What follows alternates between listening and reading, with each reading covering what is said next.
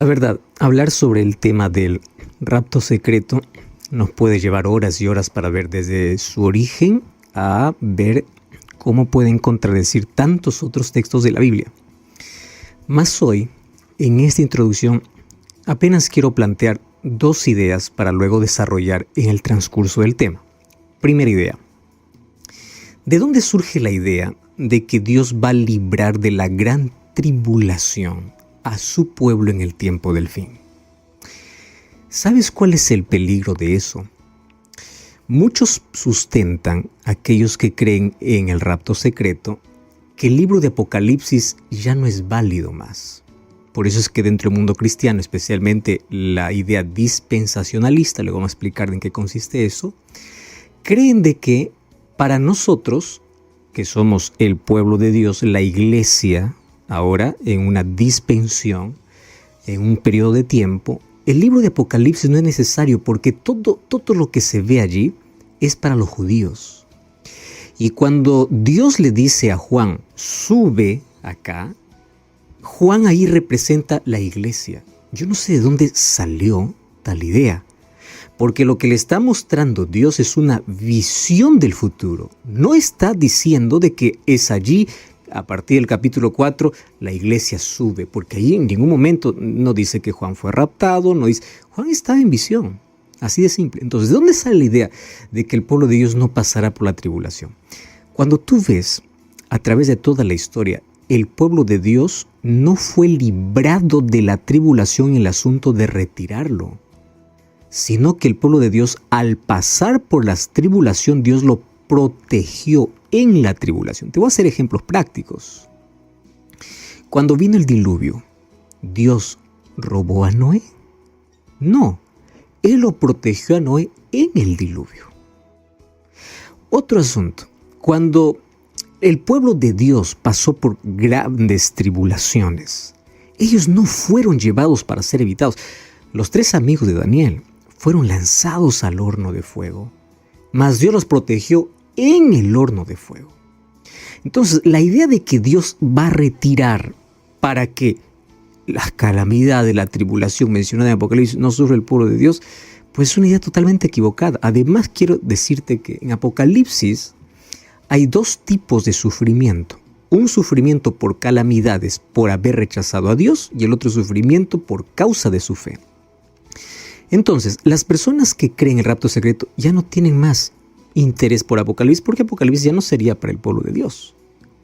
Y allí se pierden las mayores promesas y el mayor conflicto que presenta Apocalipsis capítulo 12, Apocalipsis capítulo 13, la tierra nueva, la segunda venida. Claro, ya no es necesario. ¿Por qué? Porque supuestamente el pueblo de Dios allí está en el cielo. ¿Para qué voy a estudiarlo? Ya no es necesario para mí.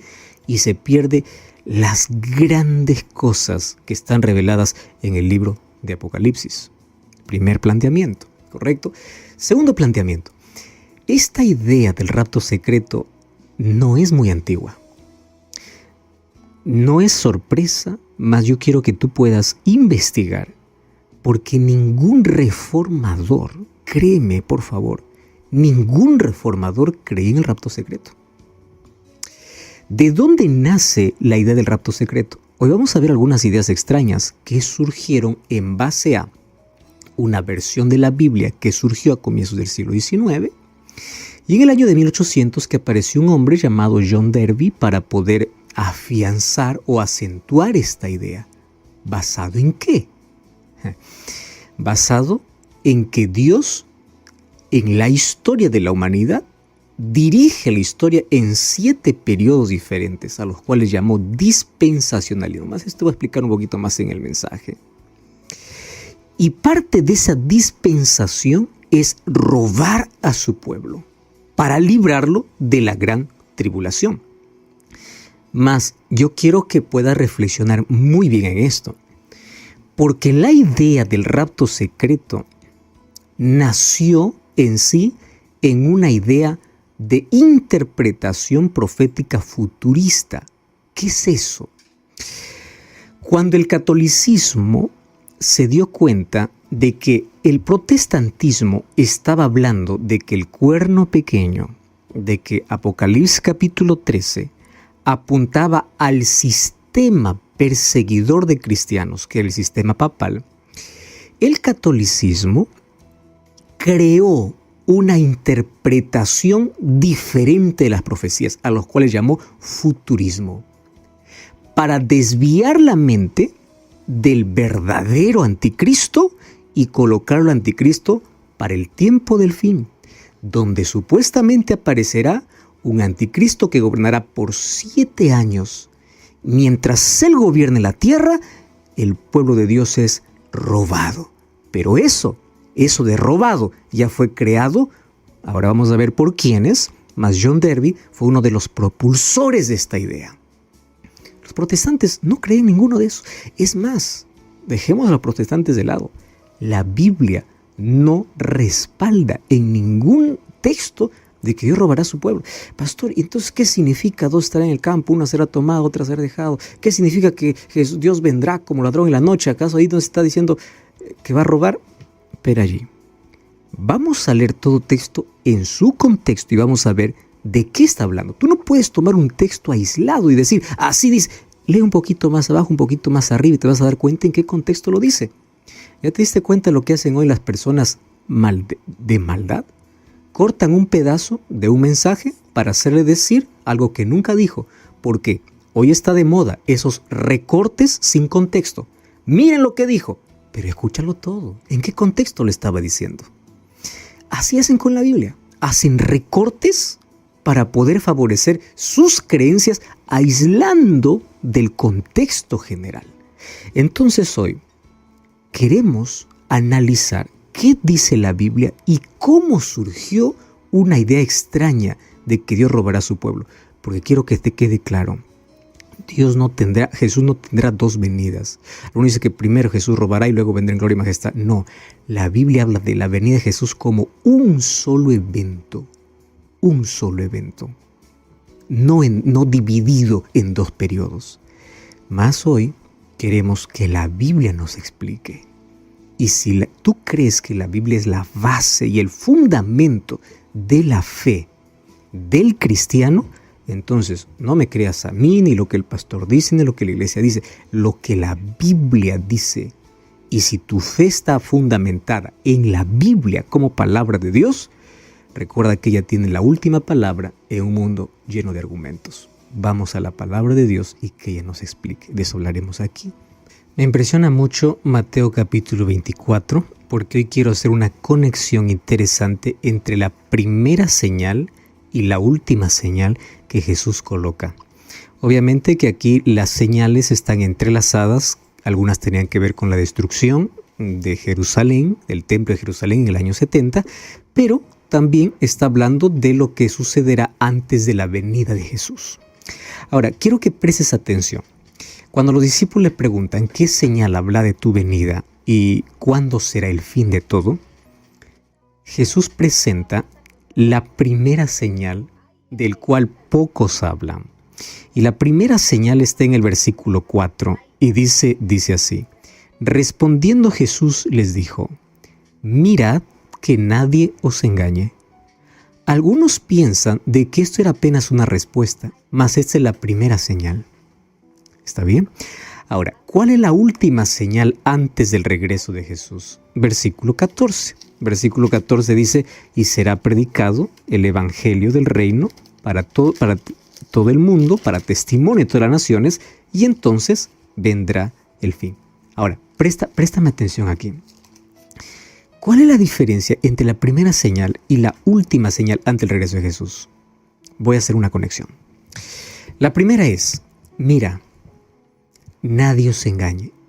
Y uno puede pensar que aquí está hablando de la mentira de manera general. Es verdad, porque cada vez hay más estrategias para poder crear la mentira y hacerla parecer verdad. Es verdad. Pero aquí no está hablando Jesús de la mentira en el mundo. Está hablando de la mentira en el ambiente religioso. Porque el siguiente versículo, el versículo 5 dice, vendrán muchos en mi nombre diciendo yo soy el Cristo. Entonces, no está hablando de la mentira de manera general.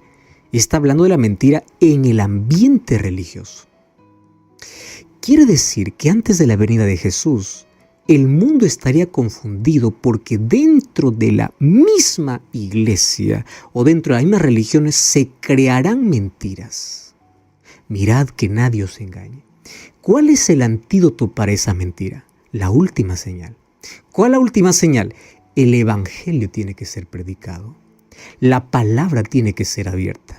La Biblia tiene que estar colocada por encima de toda tradición, mentira y de todo lo que Satanás ha creado para poder destruir la verdad. Entonces, la predicación de la pureza del evangelio es el antídoto para la primera señal que Jesús mencionó, que estaría inundado en todo el mundo. Entonces, para comenzar, mirad que nadie os engañe. No es una alerta para hablar de todo tipo de mentiras. Está incluido todo, pero específicamente aquí está hablando del ambiente religioso. ¿Cuáles son las mentiras dentro del ambiente religioso que se han creado? Pues yo te puedo enumerar muchísimas, porque hoy hay tanta gente tomando la Biblia, comienzan a hablar sus propias creencias aisladas del texto bíblico. Entonces uno puede pensar, ¿pero cómo? Si él abrió la Biblia. Entonces, aquí ya te hemos enseñado en algunas oportunidades que una de las maneras que nosotros necesitamos hacer para no ser engañados es así. Cuando yo escucho un mensaje, yo anoto el texto bíblico, subrayo el texto bíblico, leo el texto bíblico, pero luego que termine el mensaje, voy a leer el contexto. ¿Realmente lo que me dice está en el contexto correcto? Tú ya escuchaste aquella historia que una persona iba a la Biblia y dice, voy a escuchar lo que sea que Dios me hable. Abre ya, lo que sea, esto es lo que Dios me hable. Y ahí encontré el texto y Judas fue y se ahorcó. Entonces dice que Dios está pidiendo que me ahorque. Voy a pedir otro texto. Va a otro texto. Y encontró, ve y haz tú lo mismo. No, así no se lee la Biblia. ¿Entiendes? Hay que leerlo en un contexto. Y ese contexto nos da una idea completa de lo que está hablando. Por eso es que muchos confunden los textos de Pablo. Habla contra la ley. No habla contra la ley. Habla contra el legalismo, que es otra cosa. Ahora, entre las tantas mentiras, la que más predomina dentro del mundo religioso tiene que ver con tres cosas. ¿Está bien? Número 1, la inmortalidad del alma. Que el ser humano tiene un alma y que cuando muere sale o va a disfrutar o va al infierno. Esa es una de las ideas. Otra de las ideas extrañas dentro del mundo religioso tiene que ver con el día de adoración. Y claro, obviamente por allí tanta discusión cuando simplemente se saca la ley de Dios, que son principios de vida, para anular el día de reposo. Que ese es otro tema que tú puedes buscar incluso en nuestros programas cuando hablamos sobre ese tema. Y el otro tema tiene que ver con su venida. Fíjate qué interesante que dentro del cristianismo, no estoy hablando de todas las religiones, porque todas las religiones están esperando a alguien. Los judíos los ortodoxos siguen esperando al Mesías, la nueva era sigue esperando al maestro cósmico, los musulmanes están esperando, o sea, todos están esperando a él. Pero dentro del cristianismo no hay duda que todo cristiano espera a Jesús. ¿Está bien? Hasta ahí todo bien. El problema está cómo lo espera. Y allí es donde surge el conflicto. Unos dicen, Cristo viene y me preparo para su venida. Otros dicen, no, Cristo primero roba y cuando roba yo tengo oportunidad para que si no me fui, todavía tengo oportunidad para seguir arrepintiéndome y luego Jesús me lleva. ¿Me entiendes? Ahí está el problema y el engaño. Mirad que nadie os engañe. Entonces, dentro de este contexto, el engaño peligrosísimo se llama rapto secreto. Esta idea cautiva mucho tanto ministros, maestros, iglesias. Y hoy te voy a mostrar, de manera breve obviamente, cómo la creencia del rapto secreto engloba otras creencias totalmente contrarias a lo que Jesús enseñó. Todas estas enseñanzas, que es un conjunto de cosas, está agrupado dentro de una idea que tú puedes investigar un poquito más, que se llama dispensacionalismo. Pastor, ¿y qué cosa es dispensacionalismo? Es una palabra extraña y larga. Ahora te voy a explicar. Pero las escuelas fundamentalistas tienen por lo menos 7 problemas o 7 errores. Ojo con lo que te estoy diciendo. Cuando tú comparas lo que el dispensacionalismo proclama a lo que la Biblia dice, está totalmente aislada. ¿Y cómo comenzó esta historia?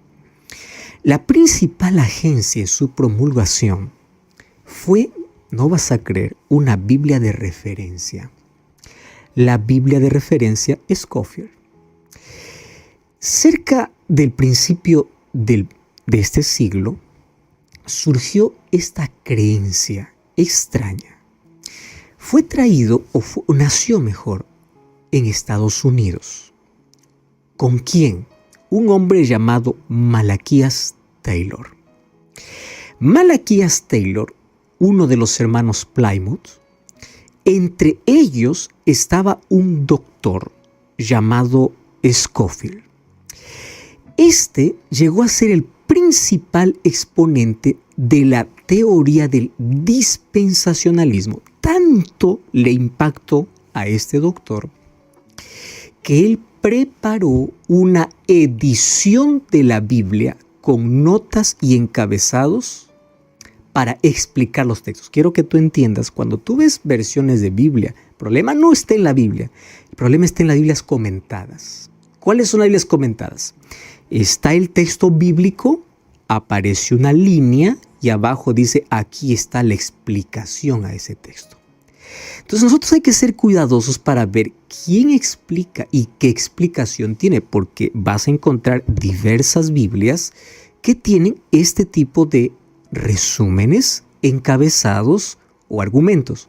Obviamente aquí yo no estoy descartando, hay Biblias extraordinarias que nos abren los ojos en cuanto a arqueología, en cuanto a historia, pero cuando es un asunto doctrinal, nosotros necesitamos estar atentos.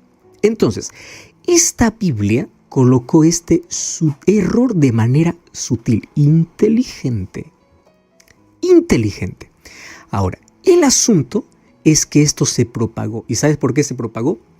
Porque al ser una versión de Biblia, hay muchos inocentes que van y dicen, la Biblia es todo, o sea, lo que está es como Biblia y también lo que está como resumen, o lo que está como añadidura, o como nota, o como encabezado, o como explicación.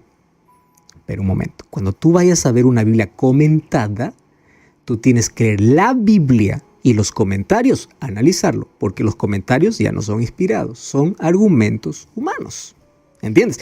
Entonces, esta doctrina entró de manera sutil y se expandió de una manera rápida, claro, porque la mayoría iba y compraba una Biblia, y al comprar una Biblia no distinguía qué era nota y qué era lo que la palabra de Dios dice en sí. Y es así donde se propagó. Entonces, allí se fundamentó y se esparció las llamadas dispensaciones. Entonces, aquella Biblia de referencia Scofield divide a la historia en 7 periodos llamados 7 dispensaciones. Ahora vas a entender por qué se llama dispensacionalismo. Entonces, ¿qué cosa es lo que ellos colocan? Dice que el mundo o la historia de nuestro planeta está dividido en 7 periodos a los cuales llaman 7 dispensaciones. O sea, cada periodo es llamado una dispensación. La primera dispensación es la dispensación de la inocencia. Génesis 1 hasta Génesis 3, hasta que entró el pecado, es la dispensación de la inocencia. La segunda dispensación es la dispensación de la conciencia. Viste que se escucha, está bonito, ¿no? Que va desde Génesis 3 hasta capítulo 8 más o menos, versículo 22. La tercera dispensación es del gobierno humano. Ahí aparece la Torre de Babel y todo desde el capítulo 9 hasta el capítulo 11. Luego viene la dispensación de la promesa. Comienza con Abraham, se va de Génesis hasta Éxodo capítulo 19, Génesis 12 hasta Éxodo 19. Luego viene la dispensación de la ley, que va de Éxodo 20 hasta Hechos 2. Mira hasta dónde va la sutileza de este asunto.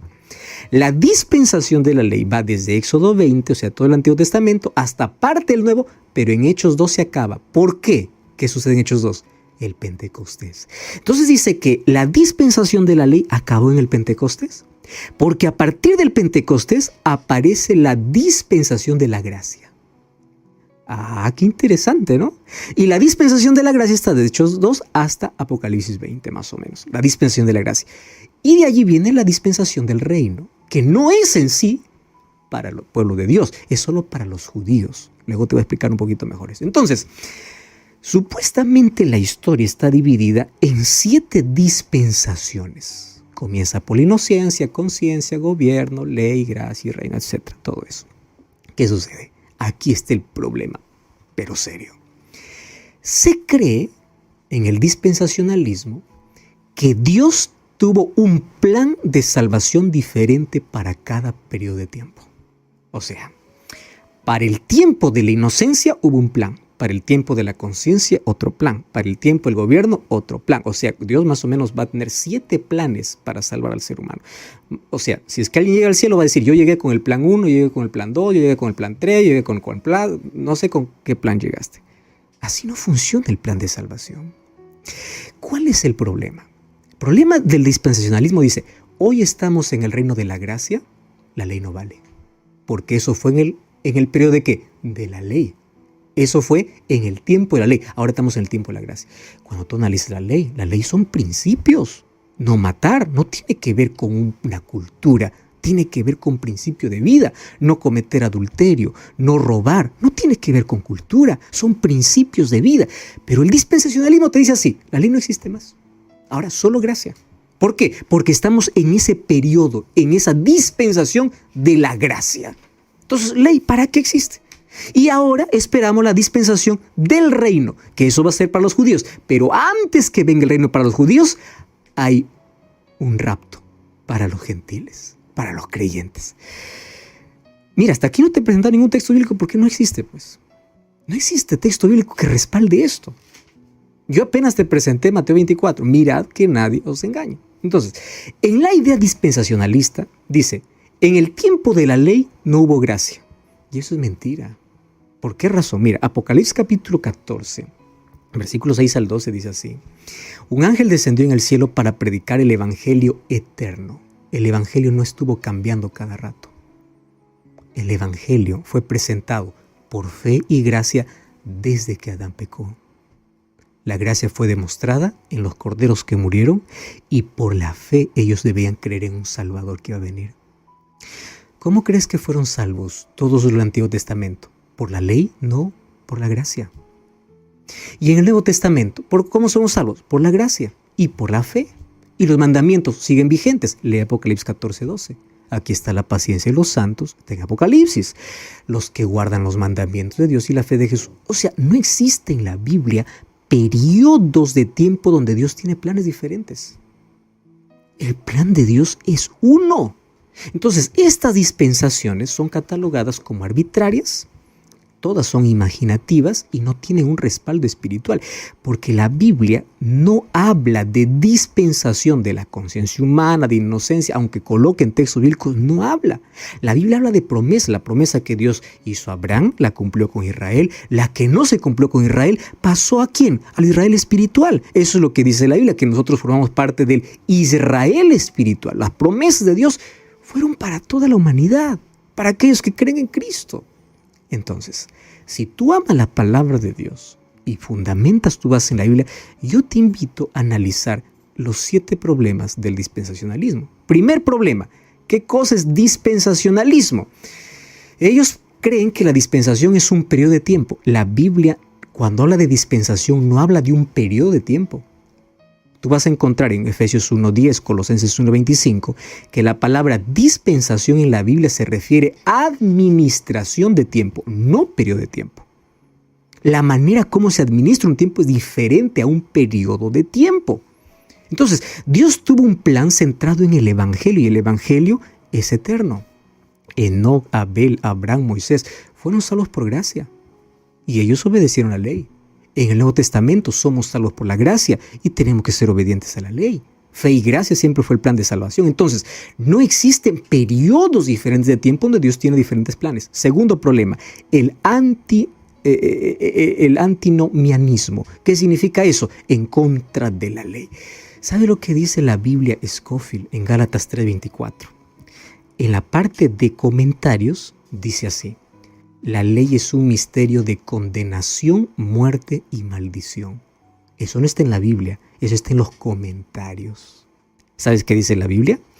La Biblia dice, ¿por la fe invalidamos la ley? De ninguna manera, dice Romanos 3:31. Romanos 7:12, que dice la ley es santa, el mandamiento es santo, justo y bueno. Mucho cuidado con los comentarios a lo que dice la Biblia. Este es el segundo error del dispensacionalismo. El tercer error es la falsidad del anticristo. ¿Por qué? Porque ellos colocan que un anticristo va a surgir en el tiempo del fin, cuando el anticristo, según Daniel capítulo 7 y Apocalipsis capítulo 13, es un poder que ya ejerce en el mundo, que se coloca en lugar de Cristo, que asume el papel de Cristo, que persiguió a los cristianos y que volverá a tener un papel preponderante en el tiempo del fin. No es alguien que aparecer, es alguien que ya está.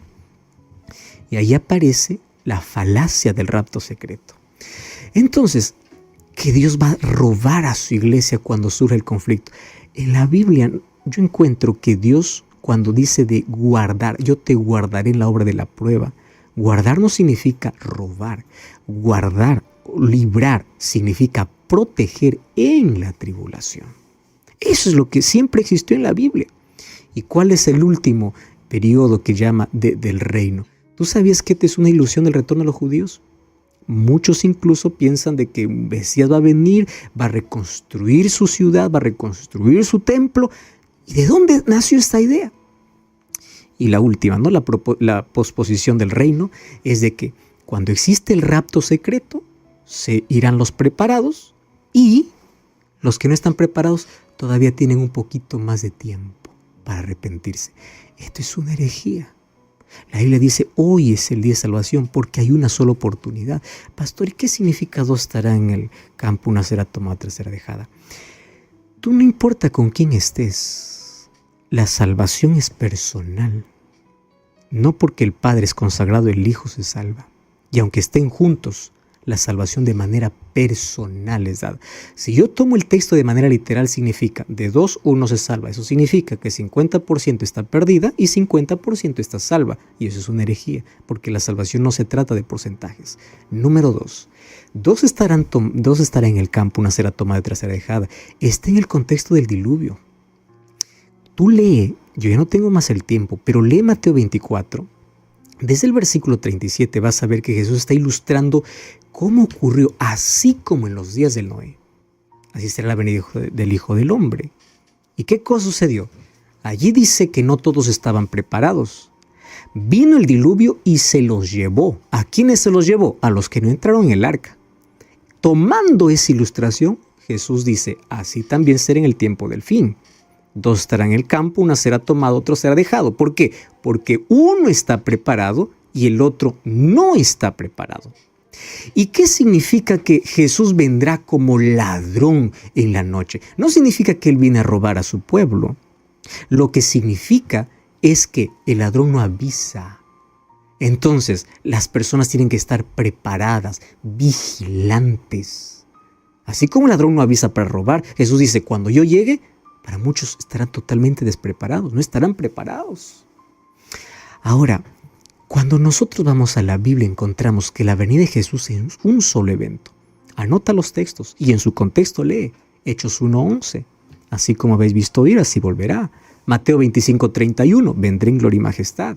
Vendrá de manera visible, Apocalipsis 1:7, Mateo 24:27. Vendrá de manera gloriosa porque viene con todos sus ángeles, según Mateo 24:30. Vendrá de manera audible, según 1 Tesalonicenses capítulo 4, versículo 16. No hay textos que respalden otra idea. Entonces, fundamenta tu fe en la palabra de Dios. Y hoy quiero que juntos entreguemos la vida a Cristo para estar preparados para su segunda venida, que ocurrirá en gloria y majestad. Ora conmigo. Gracias, Señor, por tu palabra y enséñanos día a día a profundizar nuestra fe y nuestra base solo en tu palabra. Abre nuestros ojos para distinguir aquello que está errado y aquello que es verdadero. Mas colocamos nuestra fe en ti y ayúdanos a estar preparados para tu venida.